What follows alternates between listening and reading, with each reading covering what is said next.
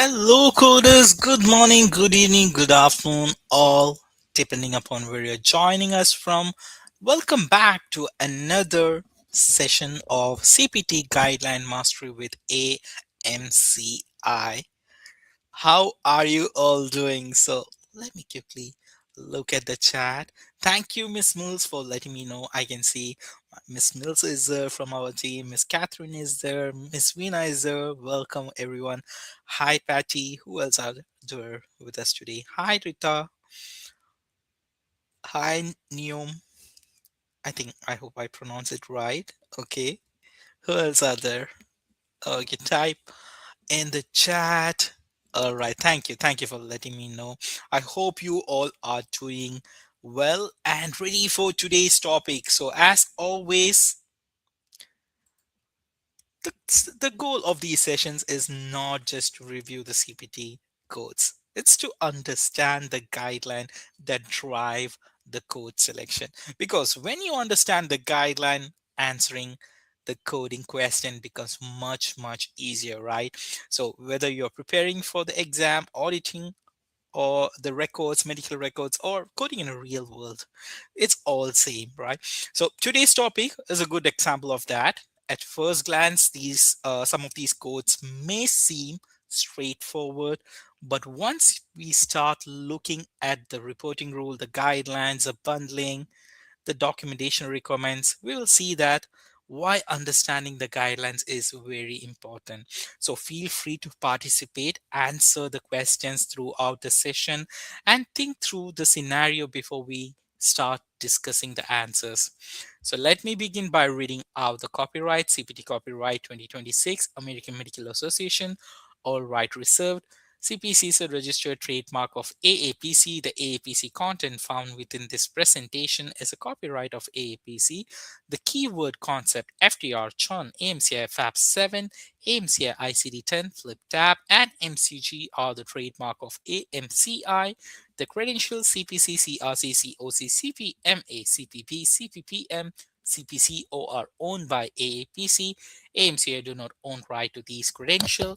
The credentials CCA, CCS, CCSP, RHIA, RHIT are owned by AHIMA. AMCI do not own right to these credentials. So just before we start, coders, as always, a gentle reminder to place or to fill the survey form towards end of the session, because your feedback is incredibly important to us. It is what helps us to improve and bring you even better content each and every time. And you know what, coders? We listen to what you are requesting or what you are saying. And today's topic is one of such example. I did so one of the request from one among you on the topics which we are going to discuss today. So I thought like this is a good topic. So why not? Let's try it. So that's why I said we listen to what you have to say. So always please do fill out the survey form. It takes less than a minute and that's all we ask. All right. So today we are diving into the ECMO coding, a topic that doesn't get much attention when we study the cardiovascular section, right? But definitely it's one that's worth of understanding.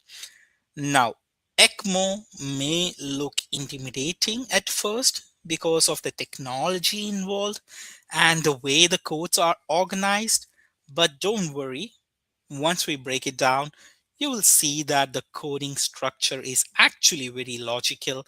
And before we get started, I highly recommend you all to keep your CPT manual open throughout this session. We will be navigating the code set together and reviewing how the codes are classified and discussing the guidelines that determines the code selection. So following along in your manual will make the concept much easier to grasp and remember. Okay, so although the ECMO is a relatively small topic compared to many other cardiovascular procedure, there are several important coding guidelines and distinction that can easily become your exam question. All right, so let's take a closer look at what ECMO is and ECMO coding. Let's get started. Now, ECMO procedure codes are located in the cardiovascular system of your CPT manual, and the code series ranges from 33946 through 33989. And these codes are organized based on the phase of the ECMO support being performed. Okay, so we will discuss about them in detail in the upcoming slides. Before we get into the coding, let's start with a question.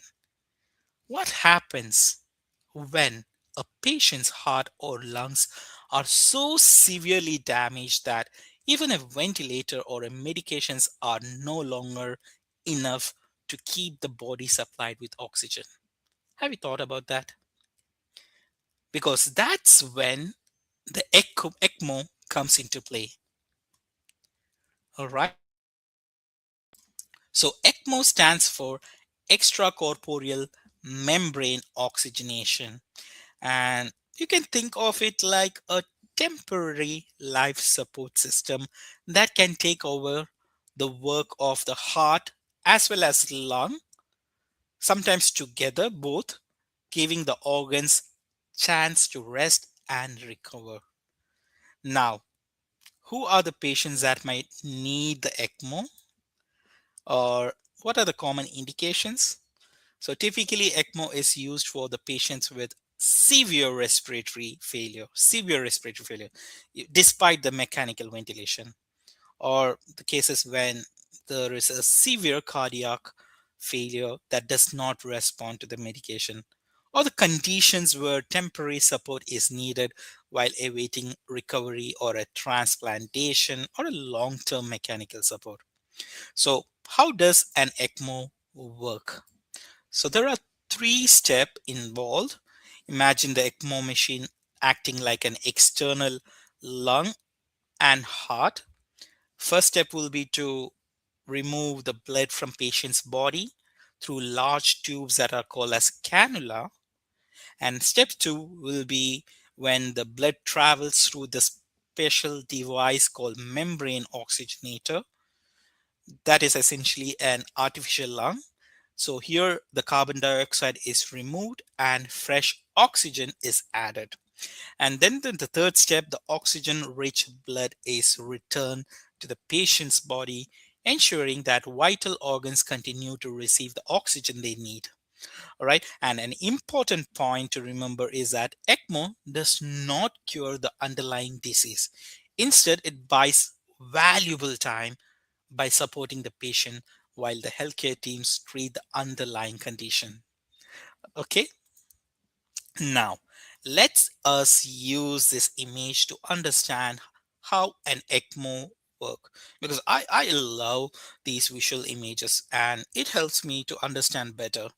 So you can look into the image, take a look at the diagram. If we follow the blue tubing over here, okay, I hope, yeah, over here the blue tubing, if you follow the blue tubing first, what would you think is happening? Yes, you can see it mentioned below, right? The blue cannula labeled as inflow or drainage cannula, it actually removes the blood from patient's body. See, over here it removes the blood from the patient body. And this blood is low in oxygen and needs support, right? So the blood is or blood then travels through the ECMO circuit. Once it gets into the blue tube, it reaches the ECMO circuit over here, and this ECMO circuit enters the pump, which act as an artificial heart. You can see over here, and moving the blood to the through the system. And next, the blood reaches the oxygenator. This would be the oxygenator. Once it reaches the oxygenator, which is often called as artificial lung, this is where the magic happens. So here, the carbon dioxide is removed and fresh oxygen is added to the blood. So once a blood has been oxygenated, it will travel through the red tubing. It will go over here. You can see it travels through the red tubing and then return to the patient through outflow or return cannula. So if we summarize the entire process, you can say that blood will first leave the patient, then it will pass through the pump, then it enters the oxygenator where the gas exchange occur, and then it returns the enriched blood with oxygen to the body. Okay, is that clear? Let me know in the chat coders if you understood this process, because in the upcoming slides we are going to break down each one of these steps and code for each one of these process. Okay, is that clear? Please do let us know in the chat. Okay, so now that we understand how the ECMO work, let us look into two main types of ECMO. So type 1 is veno arterial ECMO, or otherwise we can call them as a VA ECMO. Now think about patient whose heart is too weak to pump blood effectively, and in this situation supporting the lung alone isn't enough, so we need to help the heart as well. That's where a VA ECMO comes in. So VA ECMO provides support to the both heart as well as lung. So I have just placed a small image over here so that it will be better to understand. It will be easier to remember. So okay, so VA ECMO supports both heart as well as lungs. And here one cannula will be inserted into the large vein to drain the blood from the body, while the second cannula is inserted into the large artery to return oxygenated blood back to the body. So, okay, there you go. There is an image. So you can see one is inserted into the vein and the second one will be inserted into the artery. So from the vein, blood is withdrawn, it moves through the ECMO, and then the oxygenated blood goes back through the artery. So because the blood is returned into the artery, VA ECMO can help maintain the oxygenation as well as circulation. Now let's look into the second type of ECMO device. This is called as venous ECMO, right? So imagine patient whose lungs have failed, but the heart still continues to function normally. And in this case, we only need to support the lungs, right? Because heart is functioning, by the way, normally. So at this situation, we use the venous ECMO, and depending upon the requirements, mostly patient require one or two separate cannulas in a venous ECMO, and you can see how it looks like, right? So here blood is returned into the vein rather than an artery, so it will be returned back to a vein, and that's why a venous ECMO supports oxygenation but does not provide direct cardiac support. So that's a distinction between a VA ECMO as well as a venous or VV ECMO. Okay, so let's talk about the procedures that physicians usually perform uh, while patient is on ECMO support. So the ECMO procedures are classified into, maybe we can say, 5 different steps. The first step is called as insertion, and your CPT codes are also classified accordingly. All right. So first step would be the insertion, and this is the cannulation phase. You can call it also as a cannulation phase. And here the vascular access is obtained and ECMO cannulas are inserted into the patient. So you saw in the previous diagram, the cannulas are inserted into the veins and artery, right? So that process happens in first stage over here in the insertion stage. And the next one would be the initiation phase. So once the cannulas are in place, the ECMO system are connected and started. Then we have the third one, which is called as a daily management. So here the ongoing critical care phase while ECMO is running. So we'll look after maybe the patient as well as the ECMO circuit. And fourth step is repositioning or adjusting the hardware. So any adjustment to the cannula or circuit hardware after the initiation are coded from here. Finally, we have the removal or decannulation or weaning. This is the final phase when the ECMO is no longer required. The weaning from the ECMO support happens here. All right. It also includes removal of the cannulas, the closure, management of the access site, etc.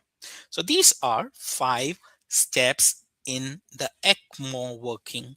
And next, we are going to look into the CPT codes on each of these 5 sections and also the guidelines associated with it. All right. So before we can circulate the blood through the ECMO circuit, we need to place a cannula, right? The cannula should be placed into the vein, and that happens in the first phase, that is known as cannula phase or insertion phase. So this is a foundation step where life support truly start. And when you look into the CPT codes in the cannula phase or insertion phase, you should ask 2 questions first. First one is, how old is the patient? And second question is, what type of insertion approach was used? And if you can answer those 2 questions, you are already halfway to the correct code, because CPT codes are divided in this section based on the age as well as the approach. So age is actually classified into two. One is birth through 5 years. The second one is 6 years and older. And the approach, there are 3 possible approaches for the insertion procedures. First one is a percutaneous approach. You can see first one, percutaneous approach. And this is the least invasive method when a needle puncture is used and the access to the vessel is followed by cannula placement. So that's percutaneous. Next one, you have the open approach, right? So under the percutaneous itself, you can see the insertion code 33951 for the patients from birth till the age 6. And then 6 years and older, you can see the CPT code 33952. So that's how the insertion codes are classified. And next we have the open approach. And here in the open approach, surgeon will perform a surgical exposure of the vessel before inserting the cannula. Similarly, these are also classified into 2 based on the age. You have 33953 and CPT code 33954. And the third step is central approach, or this is the most invasive approach, I would say, typically performed through a sternotomy or a thoracotomy. So as the term itself, you can understand that this is the most invasive, and this will provide direct access to the heart and the great vessels. Again, these codes are classified into 2, 33955 and 33956 based on the age.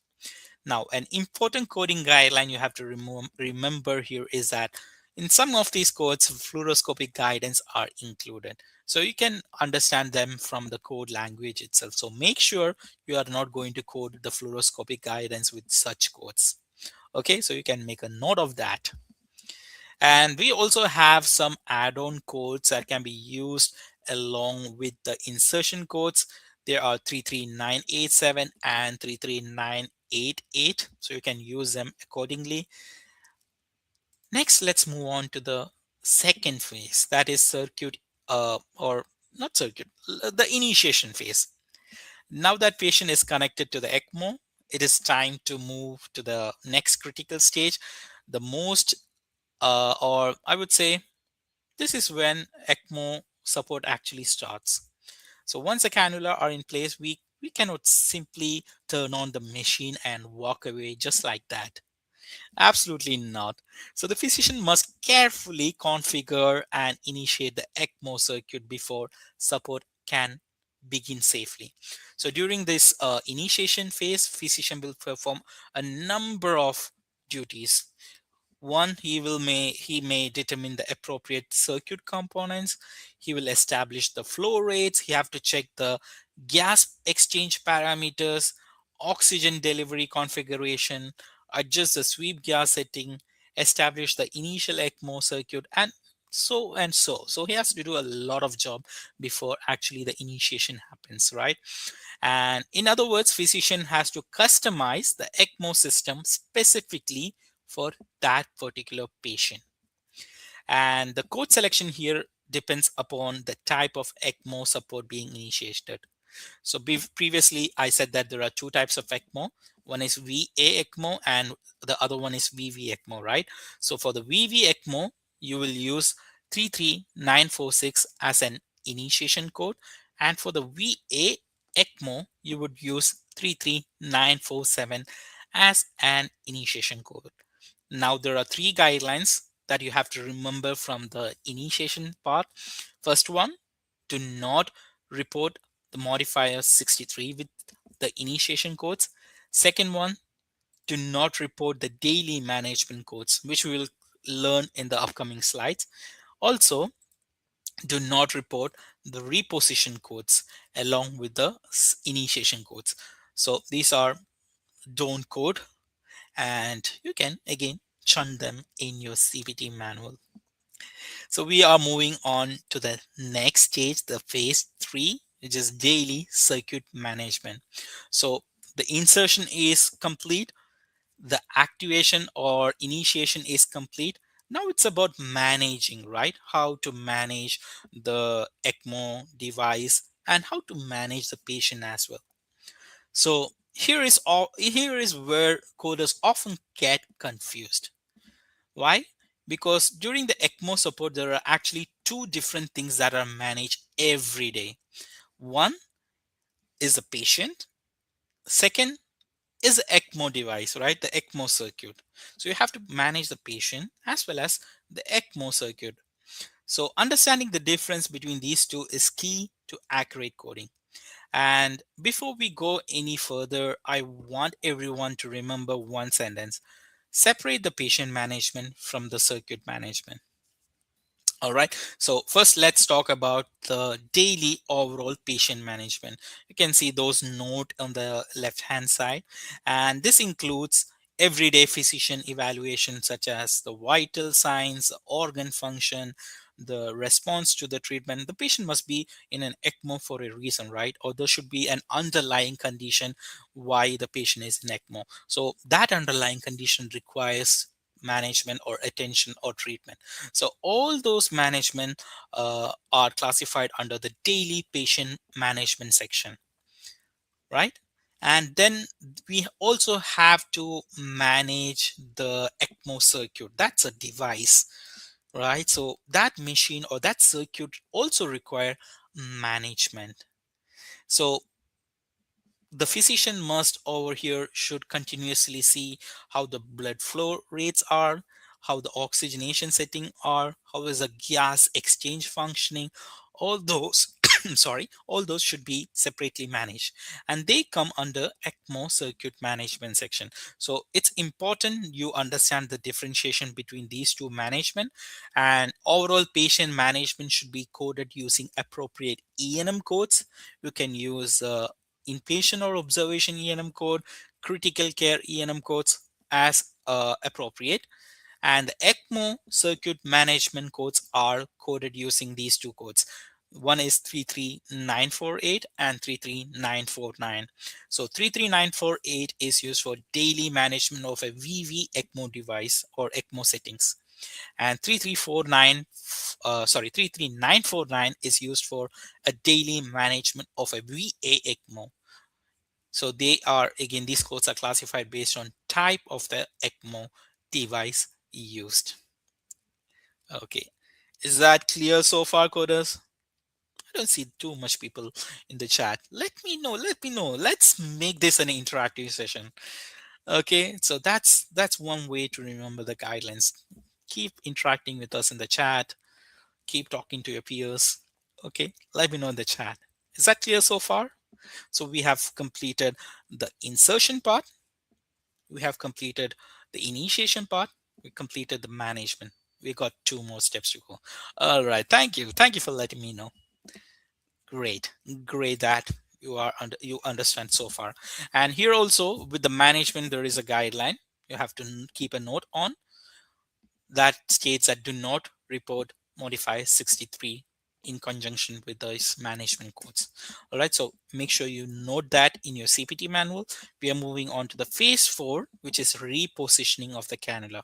So by this point, the ECMO in the ECMO journey, the cannulas have been inserted, circuit has been initiated, daily management is on is underway. But what happens if the cannula shift the position? What if the blood flow becomes suboptimal, or if the imaging show that cannula tip is no longer in the ideal location? So that's where we enter the phase 4, that is called as repositioning of the cannula. So in this phase, it is all about adjusting the existing cannula to restore the ECMO's optimal performance, right? So just like insertion, repositioning codes are also classified based on two parameters. One is patient's age, and a second one is the repositioning approach. So similar to the insertion, we have three approach: percutaneous, open, and central. And age also is in a similar classification category. We have codes for from the birth through 5 years, and the codes for from 6 years onwards and older. Okay, so that's how the repositioning codes are also classified. Okay, and there is a guideline which you all have to make a note in the repositioning section. So at first glance, repositioning or replacing or moving a cannula may sound straightforward, but from a coding perspective, one small detail changes everything. And what is that? The question: is the cannula staying in the same vessel or moving to a different vessel? That single question determines how the procedures are reported. So if the physician removes a cannula and inserts a new cannula, but both the procedure occur in the same vessel. You can see in the left hand side the image over here, the replacement of the cannula is removed and inserted in the same vessel. In such cases, we don't report the removal code, and we don't report the repositioning code. Instead, here we will report only the insertion code. All right, and yes, now let's look in the image at the right side. And this time, if the cannula is removed from vessel A, you can see from vessel A is removed. And in the vessel B, we are placing a completely, or in the vessel B, we are placing that cannula. So here, it's a different coding situation. So when the cannula is removed from one vessel and placed into different vessel, you report the cannula removal code as well as insertion code. But if it's on the same vessel, you will code only the insertion code. So please do make a note of this one. This is a very important guideline. Now we are moving on to the final phase, right? The removal and decannulation phase. So this phase represents major milestone in the patient's recovery, because removal only occurs when the patient heart, lungs, or both have recovered enough, right? That ECMO support is no longer needed. So just like the insertion codes, the removal codes are also classified based on age and the approach. So you have codes from birth through 5 years and 6 years and older. And the approach are also same. Percutaneous, you have open, you have a central. Right, so that's how the removal codes are classified. Okay, now we have completed the 5 phases of ECMO coding. Let's talk about something that makes ECMO a unique procedure compared to many other procedures. So ECMO is rarely a one physician service. In fact, ECMO often requires entire team working together around the clock to keep the patient alive. It's a very complex procedure, right? So depending upon the patient's condition, team may include a cardiac surgeon, intensive intensive care specialist, pulmonologist, cardiologist, or even neonatologist, because it's neonatologist is required for the patients who's very or younger than 5 years, right? So each team member plays a unique role in keeping both patient and the ECMO circuit functioning safe.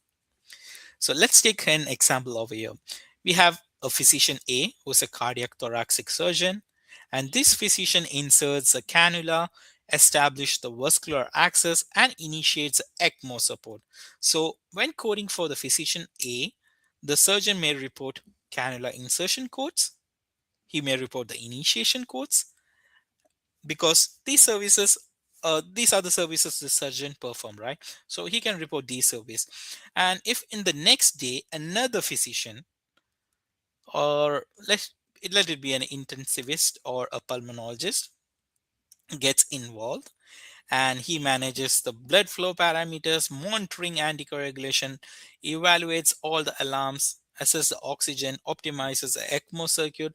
In such cases, physician B can report the daily ECMO management codes along with the ENM service, because he's managing both the ECMO device and he's also taking care of the overall patient's condition other than the ECMO circuit or as well. So he can report both also. So this is the most important rule to remember.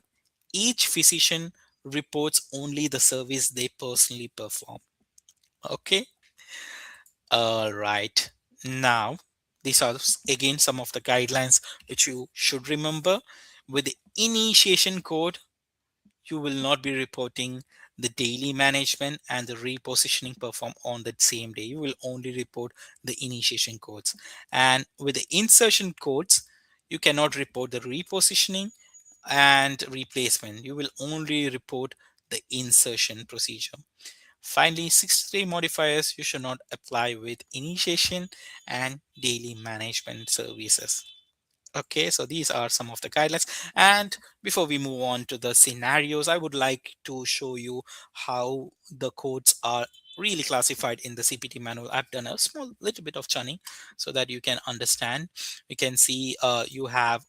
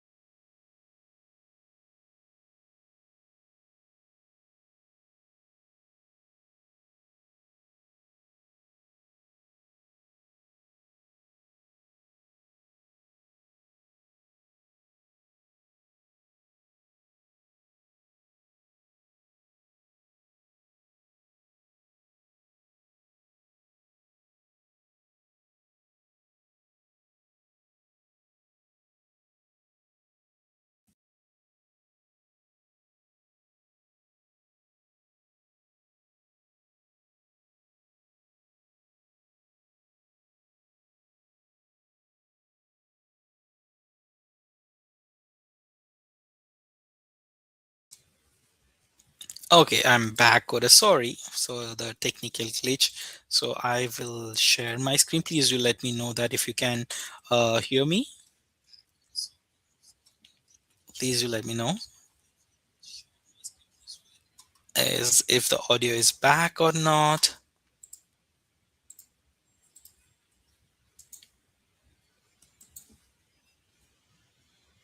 Okay, I will just wait. All right, thank you for letting me know. So apologies for that technical glitch, and this is what we were talking about, how the codes are classified in your CPT manual, right? So you can see you have 33946 to 33947, which is coding for the initiation process, and initiation codes are classified based on the type of the ECMO use. So I have just highlighted one for the veno venous, the other for the veno atrial ECMO initiation. Then we have the management codes. Management codes, you have two of them, 33948, 33949. Once again, they are also classified based on the type of the ECMO used. And then we have insertion codes. So there are a few insertion codes from 33951 to 33956. If you remember, I told you these are classified based on the age as well as approach, right? So for the percutaneous, you have two codes, one for patients from birth through 5 years of age, then the other one is 6 years and older. Again, we have codes for the open approach, same, classified based on the age as well. Then we have codes for the central procedure or central cannula procedures, which is sternotomy or thoracotomy. They are classified also based on the patient's age. After the insertion codes, you have the repositioning codes, and repositioning codes are again in turn classified based on the age and the approach. Finally, you have your removal codes, which is also classified based on the age and the approach. Okay, so it is as simple as that. So you can churn your manual so that you won't get confused on what's an initiation, management, insertion, preposition, or removal. So if you don't know what churn is, you will get to know if you can join. If someone can place our Facebook chun page, you can join our Facebook chun page, and you can see how the other peers have chun their manual. You can take references from them and chun your manual as well. So we say chun is life. Okay, all right, so let's move on. And again, there is one more image or diagram in your CPT manual. You can also use this manual or this diagram to select the correct CPT codes. You can see your initiation codes. You can easily select the codes using the flowchart, right? You have the management codes, you have the decannulation, and you have the add-on codes as well. So please feel free to go through these diagrams. And now I think it's time for some coding exercise. So these are pretty much straightforward. We will straightforward and we will directly look into the guidelines based scenario, and you can answer them pretty quickly. Okay, here we go. The first question, you don't need, I'm pretty sure you don't won't need 2.5 minutes to solve this one. So I'm just starting the timer now. Okay, of the following answers, which code is used for the physician initiation of ECMO circuit? Option A 33946, option B 33947, C 33948, D 33949. A 4-year-old patient requires a lung support only due to severe respiratory distress. Physician places single cannula in the vein and initiates extracorporeal circuit. Of the following answers, which best describe physician's initiation ECMO circuit? There you go. That's what I was talking about. Answers are already in the chat. Wonderful.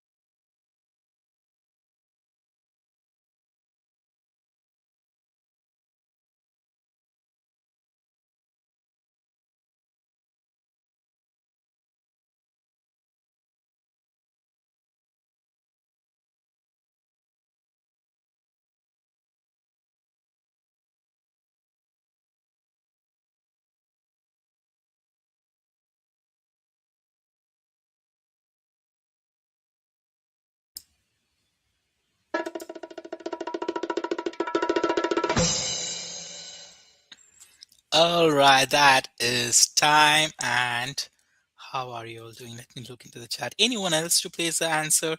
Go ahead, give your best answer. Don't worry whether it's wrong or not.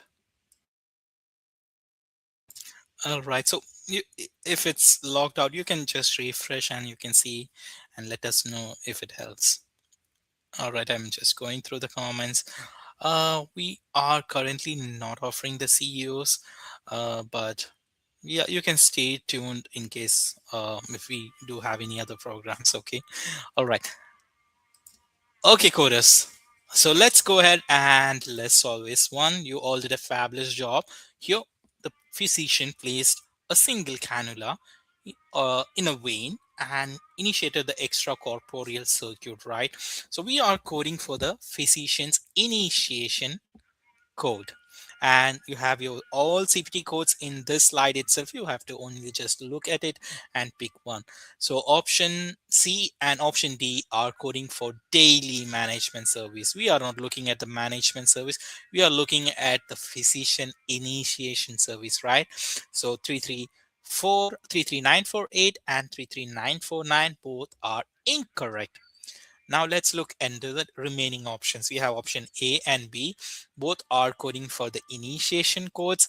You have 33946, that is for ECMO initiation venous, and the other one is for ECMO initiation arterial. And if you remember, I said there are two types of ECMO device, venous and arterial artery or arterial. And how you differentiate it? We know arterial only supports both heart and lungs, while we know venous only supports the lungs, right? And in this scenario, patient had only severe respiratory distress, and you can see single cannula was placed at the vein.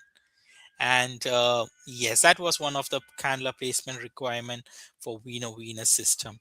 It places one or two cannulas only into the veins, not into the arteries. So that was your keyword, and I am so proud you all caught that. Yes, option A is the correct answer. 33. There you go. Yes, you are right. 33946 is the right answer. Fabulous job, Coda. So let's move on to the next one. I've got few questions for you all. So keep answering quickly, so we'll cover all of these questions. How should the surgeon circuit related service be coded for Tuesday? Option A, 33947 33949. B, 33947 33949. D, 33947 99213 A cardiothoracic surgeon initiates veno-arterial or VA ECMO for the patient on Tuesday morning to support both heart and lungs. The surgeon manages the ECMO circuit parameters for remainder of the Tuesday. How should the surgeon circuit related services be coded for Tuesday? And coders, your time begins now. So to apply the guidelines, before these might look very easy and straightforward, as I said in the beginning, but you have always to refer the guidelines which we have learned. Okay, place your best answers in the chat.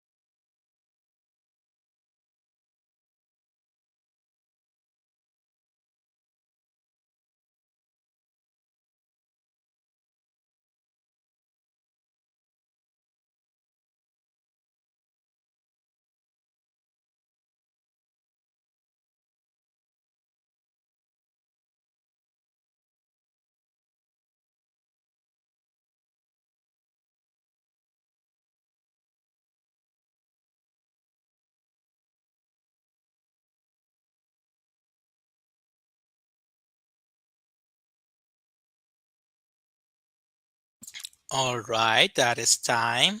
And I can see some mixed answers in the chat. Anyone else to place your answer? Give it a try, coders. Go ahead. I will give you a couple more seconds. Please go ahead and place your best answers.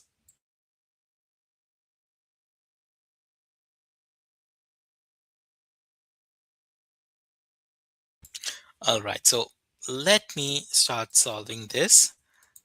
And we have here a cardiothoracic surgeon who initiates a veno-arterial ECMO device, and it was done on the Tuesday morning. And the surgeon manages the ECMO circuit parameters as well, right? And that means it he initiates as well as does the management of the ECMO. Now, option D 33947 is incorrect because I see there is an ENM code 99231. That is an ENM code, right? And if you remember, we learned that ENM codes are assigned only when the physician or the uh, treating physician looks after overall patient healthcare other than the circuit, ECMO circuit management. And in this scenario, the surgeon actually done the initiation and he managed the ECMO circuit. So you should not assign a 99231 ENM code along with this service or for this procedure.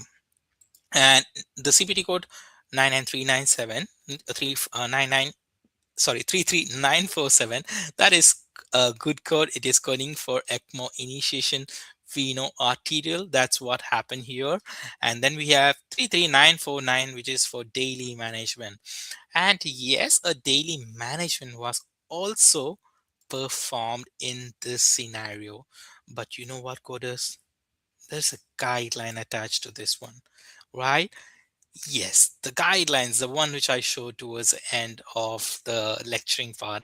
ECMO daily management and repositioning may not be reported on the same day as initiation services by same or different individual. So if a daily management and ECMO repositioning services are done on the same day as initiation, you will only code for the initiation code.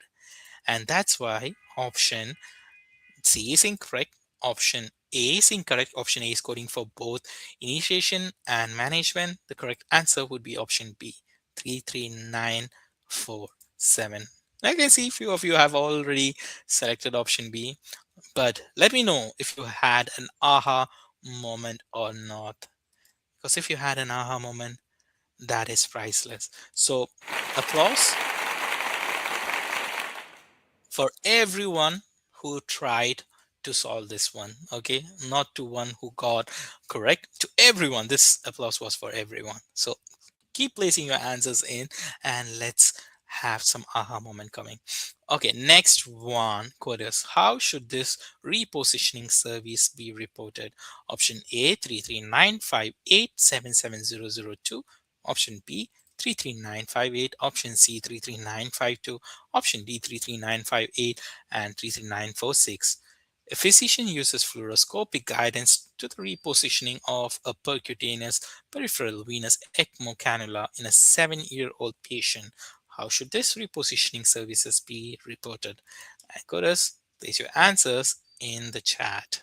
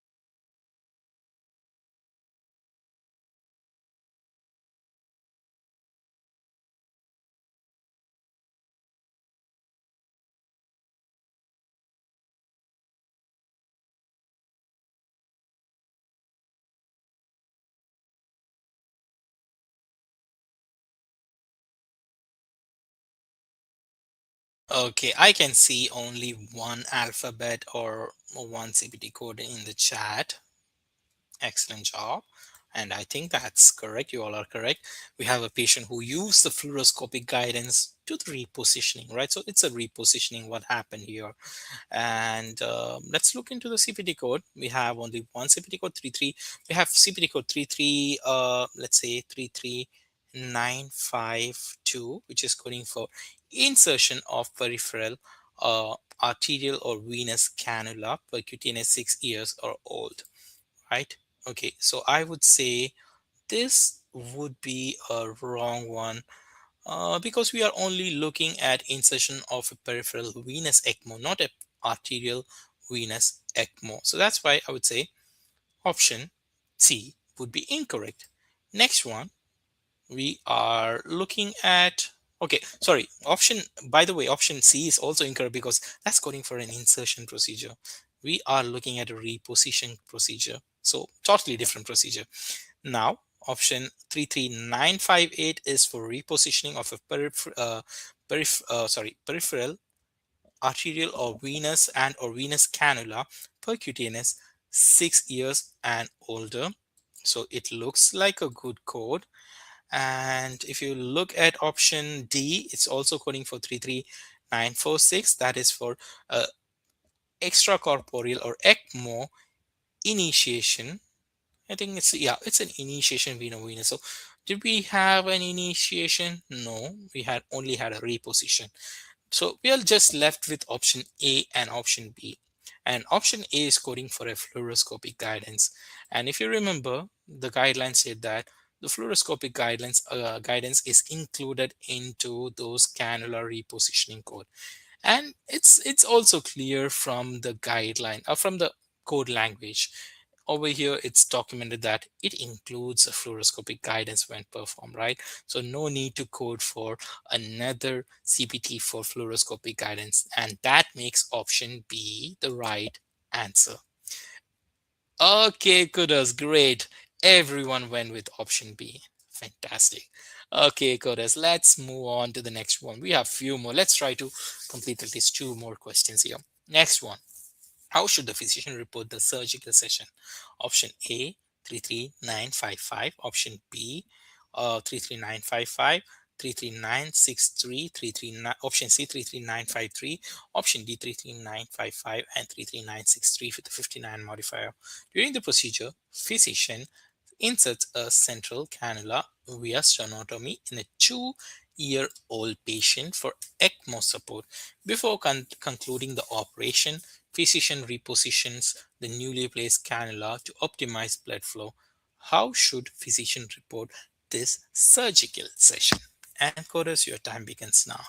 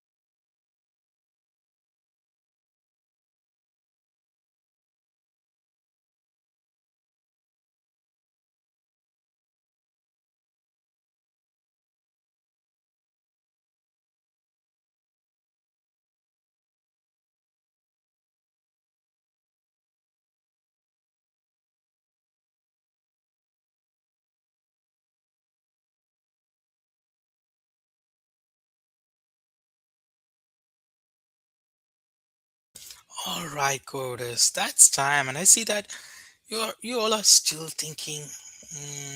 Okay, give your best answers, and let's solve this one together. Go ahead, place your best answers in. Okay, let's see if it is correct or not. If it's wrong, no worries, we will learn something new. If it's right, that's absolutely great. Okay, so here we have physician who inserts a central cannula via sternotomy for a 2-year-old patient. Good. And physician repositions the newly placed cannula, and it happens before concluding the operative session, right? So it happens in the same operative session. So actually he performs two procedure. One is the insertion of the cannula and the other one is reposition. So 33953 is incorrect because it's coding for insertion of a peripheral uh, arterial or venous cannula open. We had a sternotomy approach here, not an open approach. So that's why I would say option 33953 is incorrect. Now all the other options have CPT code 33955, and 33955 is for insertion of a central cannula by sternotomy or thoracotomy.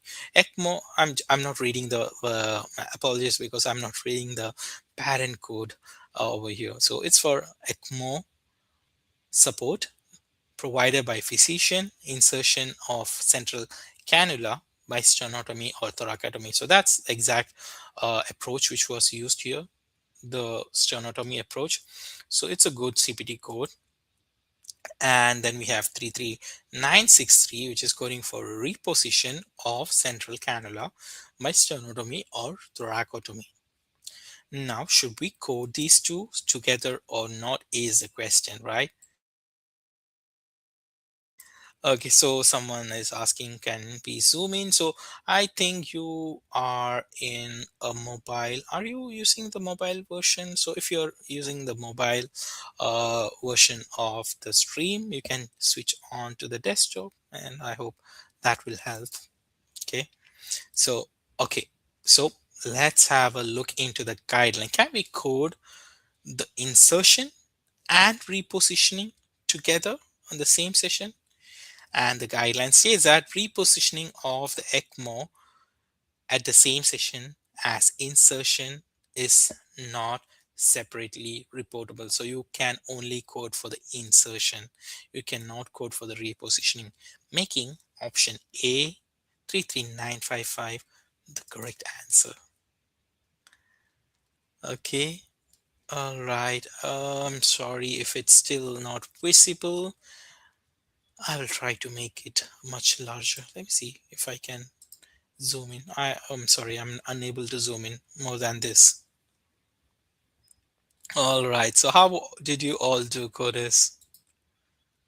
How did you all do? I see that you all did a fantastic job. So let's do one more scenario. Let's do one last scenario. I did have few more scenarios left for you, but we'll wind up after this one. So all of us, you all been doing a fabulous job so far. How should Wednesday's procedure be reported? Option A 33985, 33955, option B 33955, option C 33963, option D 33985. A 5-year-old patient currently on VA ECMO. On Wednesday, physician determines that central cannula needs to be replaced due to a defect. Physician completely remove the central cannula via sternotomy and place a new central cannula into the same vessel. How should the Wednesday's procedure be reported? And Codus, your time begins now.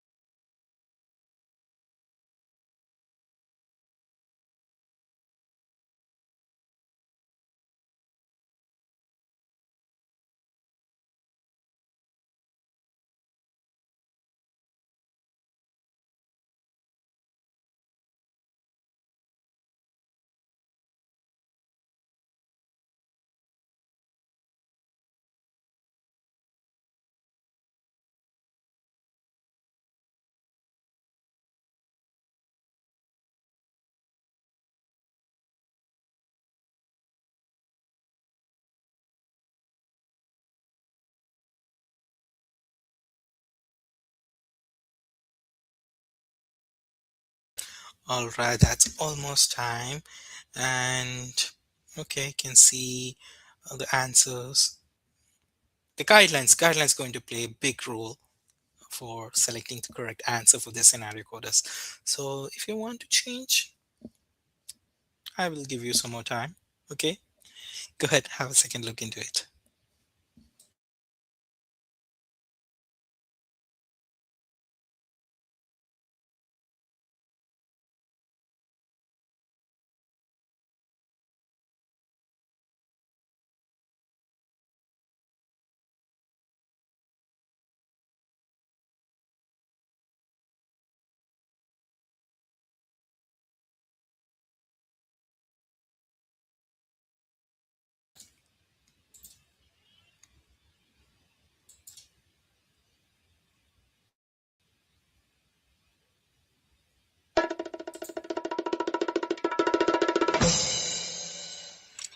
And that is time. So to see some changes in the answers as well.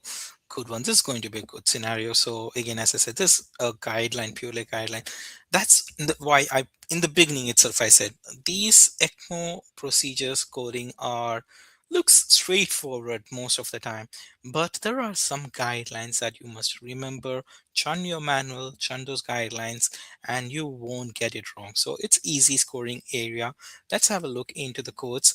33963, that is coding for a reposition of a central cannula by sternotomy or thoracotomy, right? So what did we have here?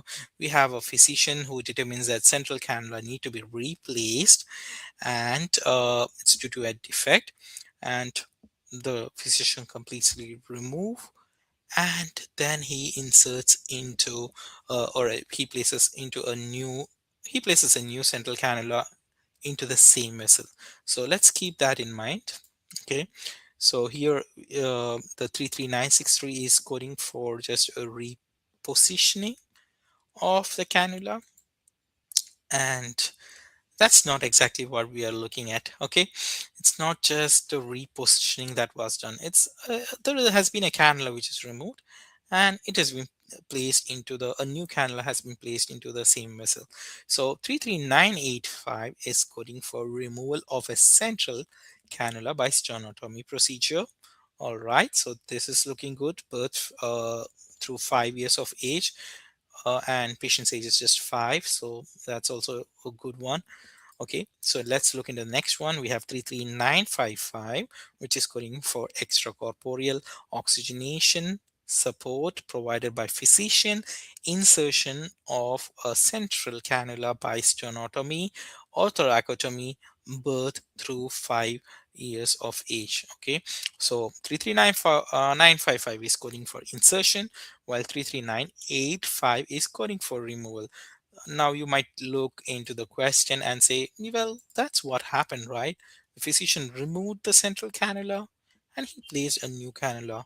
But the key word here is same vessel.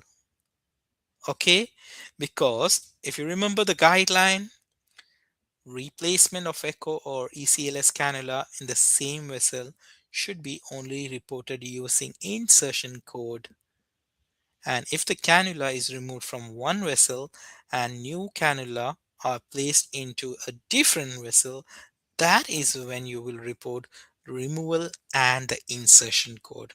So over here, the cannula was removed from the same vessel and new cannula was inserted into the same vessel, or both happen in a one single vessel, not a two different vessel. So we can only code for the insertion code, and that makes option B the correct one. There you go. I can see a few B right now in the chat. How are you all doing, coders? Type in the chat. Are these guidelines now much more easier? Are you able to understand them? Okay, and let us know, how did you do today? Did the session help you feel more confident about the ECMO procedures and the guidelines?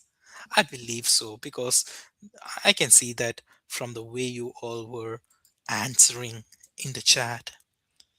And coders, if you think you need some more practice, that's totally fine. You can find all our CPT guideline mastery session in the AMCI YouTube channel. You can go to the playlist and you will find CPT guideline mastery, and you will find all the videos under this series uh, inside this playlist.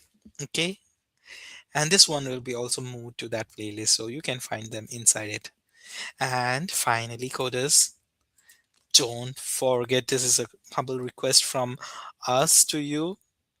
Don't forget to fill that survey form. I've shared that in the chat multiple times. So let us know which topics also you would like to hear or listen from us in the upcoming session or next Friday. Next Friday, we are going to look at the digestive system, hopefully the male female urinary or genitourinary system as well, so you can pick one topic that we haven't covered yet. Okay, so let us know.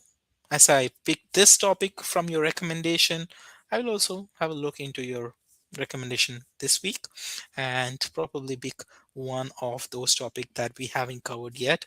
So please do share your feedback. That is extremely important for us, because only when you share it with us we are able to come back with new sessions. Only if it is helpful we are going to continue this series, right?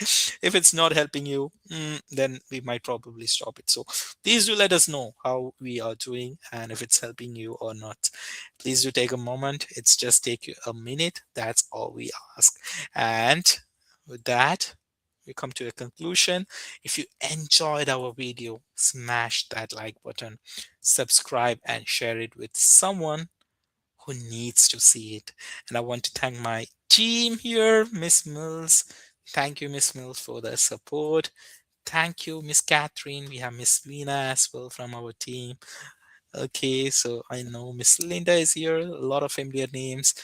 And thank you for new subscribers to our channel as well. All right, so next Friday we will come up with a new topic. Please do let us know what your thoughts are. And till then, stay safe, keep coding, and I wish you all a happy weekend. See you all next Friday, coders. Goodbye and take care. 4,000 exam passers and free classes at AMCI. Learn to code straight from home or on the road at